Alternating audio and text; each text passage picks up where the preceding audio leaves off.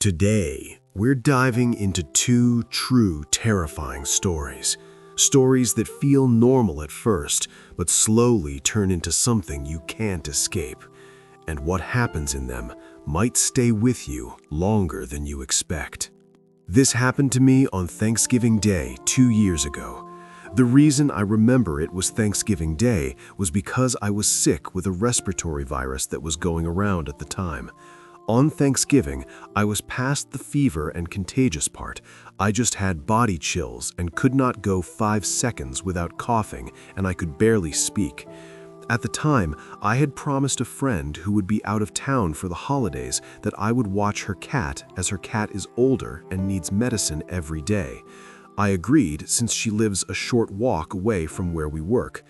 I agreed before I got sick, but I couldn't go back on my promise.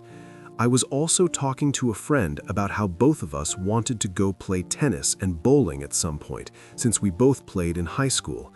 I had kept my tennis rackets and bowling ball at my father's place since the dorm I lived in was extremely small. I live in a big city to go to college and therefore did not have a car, as I used public transportation to get around.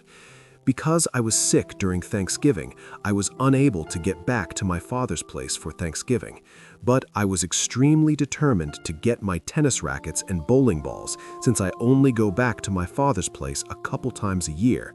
So if I didn't get my things on Thanksgiving, it would be another few months before we could play, and so I was stubborn and dead set on getting my things. I had made a plan in my head. I would walk to the light rail and get off on a station closer to where my father lives, then ask my brother to come and bring me the stuff that I wanted. On the way home, I would get off the light rail and take the bus to my friend's place to check in on her cat and make sure she was taking her medicine. The transit system where I live is still very irregular.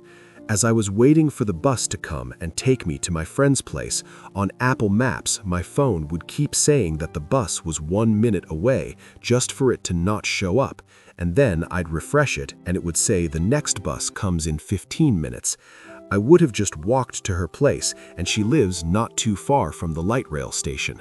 But for context, at the time I was a 19-year-old female, about 5'3", and I was carrying a 13-pound bowling ball, a couple tennis rackets, and some Thanksgiving leftovers, along with being sick.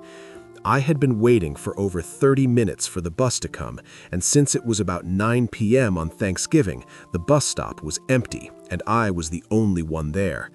As I was waiting, a car pulled up with a group of men who looked like they were in their early to mid-20s. They were speaking another language and laughing. I assumed they were just friends dropping someone off at the station. After a few minutes, one of the men got out and the car drove off. The station was pretty big, and I stood a little away from the actual bus stop since I was coughing a lot and didn't want to be near anyone. Despite that, the man walked over and sat on the bench directly next to me. I didn't think much of it at first. I just stared at my phone, watching the arrival time constantly change, and kept leaning out to look down the street for the bus headlights. A couple minutes passed, and then I suddenly felt something on my shoulder. The man had gotten up and wrapped his arm tightly around me. My mind went completely blank. I was so confused and startled that I just froze up. After a moment, he mumbled something like asking if I was okay. I quietly said that I was fine and just waiting for the bus. A couple minutes later, he let go and sat back down. Red flags were going off, but I kept trying to rationalize it. Maybe he heard me coughing and thought I didn't feel well, or maybe he saw me leaning out to look for the bus and thought something was wrong. I knew those excuses were stupid, but I was trying to keep myself calm. People might be wondering why I didn't run or yell, but this man was well over 6 feet tall and easily twice my weight. He was wearing one of those bandana-style face coverings. It was odd, but this was near the end of CO, so some people still wore them, and we were completely alone at the bus stop. I didn't want to provoke him. A few minutes later, he got up again and put his arm around me a second time, sometimes even stroking my back. Luckily, I was wearing a thick puffer jacket. I saw my bus approaching and just stayed still, thinking everything would be over once I got on.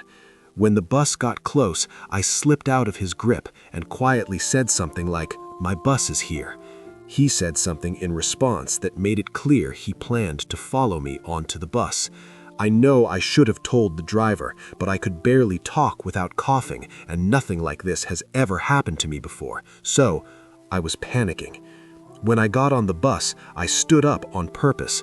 Because of his size, I knew he'd have to sit, and if I sat first, he'd sit next to me. Once he wasn't looming over me, I messaged a friend and tried to figure out what to do. I considered calling the police, but knew he would hear me, and I didn't know if he had a weapon.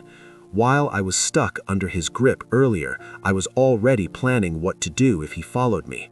I knew I couldn't go to my friend's place. I also couldn't shake the thought that the group of men who dropped him off might be involved in something with him. The stop before my friend's place was the stop for work. I worked at a restaurant inside a large outdoor shopping center. It was around 9:30 p.m., even though all the stores closed at 9. I knew the entire center had security and cameras everywhere. I also knew my coworkers would still be there finishing closing duties. The only downside was the locked front door, but the back employee entrance would be open. To get in through the back, I'd need to go through the outdoor trash room enclosure first, then punch in the code on the door. When the bus reached my stop, the man got off right with me and immediately grabbed my shoulder again, gripping even tighter. I had to take tiny steps. I didn't want to suddenly sprint and alert him if I wasn't close enough to make it inside in time. As we got closer to work, all I could think about was whether I'd be fast enough to break away and get through both doors before he caught me. Thankfully, when he approached the back entrance, the door to the trash enclosure was propped open, and the chef and a coworker was standing there talking with the back door held open. I used that moment. His grip had released just slightly from walking, and I slipped out of it and ran past him. I tried to tell my coworker that a man was following me and to shut the door. Even though I could barely talk, he closed it right away. Not even 2 seconds later, the handle started rattling violently and he started banging on the door. I explained as best I could that I didn't know him and that he followed me from the bus stop. We called mall security. While we waited, we could see the man pacing around the restaurant through the windows. After a few minutes, he walked into the ice cream shop directly across from us. Security arrived and asked me a few questions.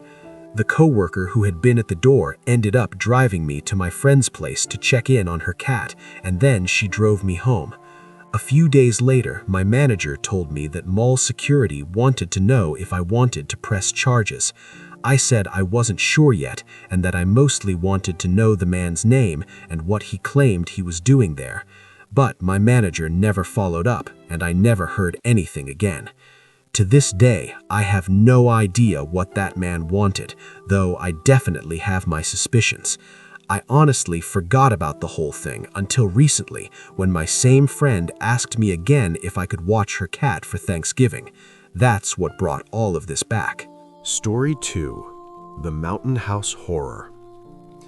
This happened in early December 2 years ago when I drove up into the mountains to visit an old friend I had not seen in a long time. His fictional name for the story is Daniel, and my real name is Ryan. We had been friends since middle school, but after graduation, he moved out to a small mountain town with his family.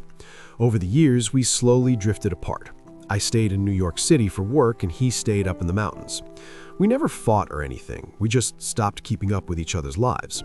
So when he reached out to me out of nowhere and said I should come visit for a weekend, it made me feel kind of nostalgic and excited. He said it was the best time to come up because the snow added to the rustic rural vibe. I figured it would be fun to catch up. The drive up the mountain was extra long because I drove a bit slower due to icy conditions. There were barely any other cars on the road, and the sun went down around 4 p.m. since it was December, and by the time I reached the area where he was living, it was already pitch black. He lived in one of those older wooden houses on the side of the mountain. There were only a few scattered houses nearby, all spaced out far from each other. He lives in a good area for skiing. If only I could ski. When I pulled into his driveway and he came outside to greet me, the first thing I noticed was that something about him felt off or just different.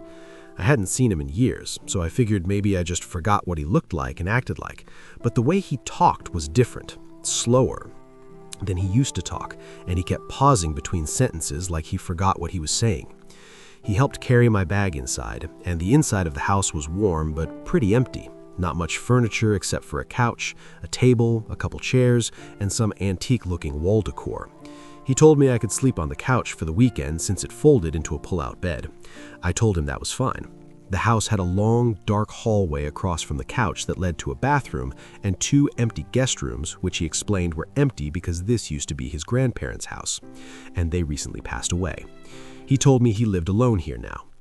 The hallway had no light at the end, and the doors were all open, so from the couch, all I could see was this pitch-black rectangle stretching into the back of the house. For some reason, it made me uncomfortable, even though there was nothing obviously scary about it. That first night, we talked a little bit about old times, but it felt strange. His general demeanor and mannerisms were more socially awkward now, but I chalked it up to the fact that living alone in the mountains for years could make anyone a bit weird. He barely made eye contact, and I did feel like he kept looking in the direction of the hallway. When it was time to sleep, he went upstairs to his bedroom, and I got the couch set up. I left a light near the hallway on because the dark made me nervous. I felt stupid about it, but the hallway really bothered me. I fell asleep, but at around 2 in the morning, I woke up to a thumping sound from upstairs. I quickly realized they were fast footsteps running across the floor above me. It sounded like someone sprinting from one end of the room to the other, then stopping and then sprinting again. The footsteps went on for about 20 seconds before just stopping completely. I waited to hear a door open or close or anything, but there was complete silence after that. I eventually fell back asleep, even though I was pretty creeped out after that. The second day was even weirder. Daniel acted distracted the entire day, barely talking, barely eating, and whenever I asked if he was feeling okay, he would just nod without saying anything. I didn't understand why he was acting this way, being that he invited me here for the weekend for what I assumed was to catch up and rekindle our friendship. I also counted him going down that hallway at least 5 times throughout the day, and I never bothered to check what he was looking at. Since there was a bathroom at the end of the hall, I just presumed he was going in there, even though I never heard a flush. That night, the weather got worse, and a snowstorm rolled through. Wind slammed against the house hard enough to make the walls shake a little. It was awesome, honestly. I love the vibe of being snowed in a cozy place. I went to the couch and scrolled on my phone for like an hour, then went to sleep. Around 2 in the morning, I woke up again. This time, I heard soft scraping sounds.